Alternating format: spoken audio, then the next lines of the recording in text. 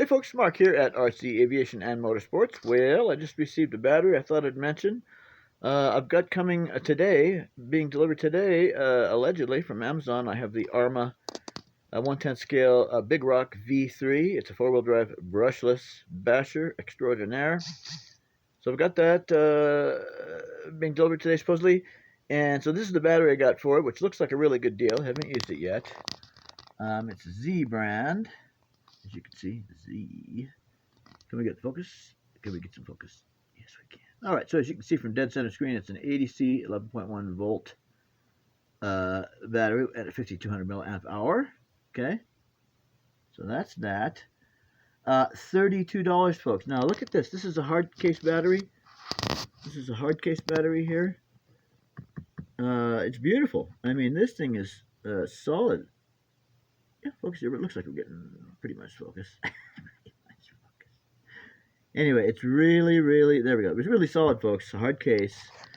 Again, 5200 milliamp hour, 80C, and 11.1 volt. $32. Okay, so that's really cheap for a battery like this, folks. You get a Spectrum battery like this, it's, you know, what, $80 or more, approximately. Okay, so, but now here's the funny thing. So the Arma Big Rock V3 brushless four-wheel drive basher is being delivered today. Fantastic. The battery came yesterday. Fantastic. All I had to do was take the new battery and charge it on the little Spectrum charger here, and I'm good to go for the maiden run of that truck today. So I thought, well, while I'm waiting for the truck to be delivered, let's pre-charge the battery. Well, the battery has an EC5, which is rather large, and the charger only, this little Spectrum S150, which is very inexpensive, folks, it only has an EC3.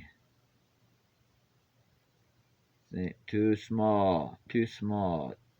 So I said to myself, and here's an EC3 right next to the EC5 to give you a better idea of the size difference. There we go, see that? So my battery's got this big old EC5, but my input on my little charger has got an EC3. I said, okay. And so I said to myself, let me get this straight. I got this incredible basher coming today, anytime today. It may be out on the porch right now. And I've got the battery for it. But I was a dodo and I didn't get the adapter. So that means the truck will be here today. I won't be able to charge the battery. So I won't be able to run the truck today. I'll have the battery in the truck, and all that I'm going to be able to do is sit around and looking at the truck.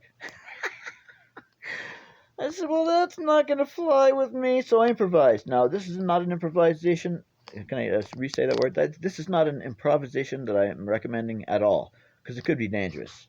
Okay, but here's what I did. So, I had one of these cables laying around for EC3. All right. And this happens to be an adapter for the Blade 230S copter battery.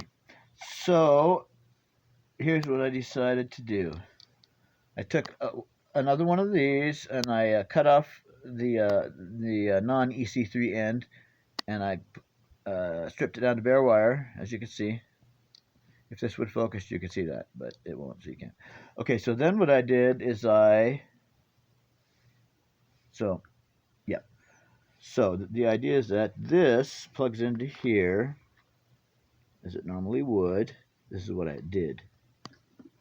So I had this right here, and I plugged it in like that with bare wires sticking out. Okay, now what I did is I put the wires, I'm not going to do it, but I put the wire, the red one is on top here, and this is the red one here, which is actually orange. So I put this wire in that hole, right? And I put the ground wire, focus, yeah, I put the ground wire, boom, in the bottom hole, right? And I kept them in place using these screws, right? So this goes into the hole, boom, in there, and then I put in the screw just by hand, and that secures, when this gets screwed in there like this, with the wire in there, it ensures that the wire is down in there and it ensures that the wire is secure. Now the danger is that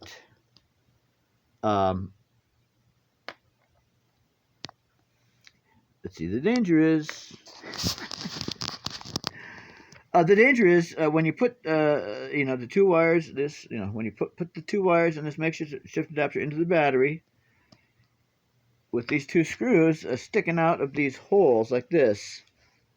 Now, if you touch anything metal to the screws that are sticking out of here, you could have a short. You could even maybe catch the battery on fire, right? Because you got your positive up here and you got your negative here, and it's all exposed. So for example, if somehow you were to, a piece of metal were to touch both of these screws, again, it would probably short out the battery and might even cause it to burst into flame. So I'm not recommending that you do this because it's risky, maybe even dangerous.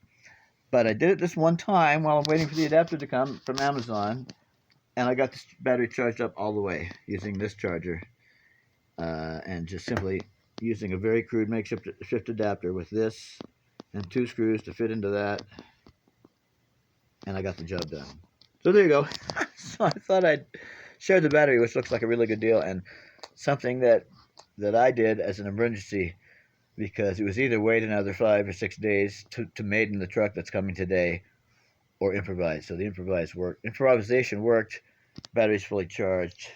We're going to run that armor brushless today. Signing up for 5, 4, 3, 2, 1.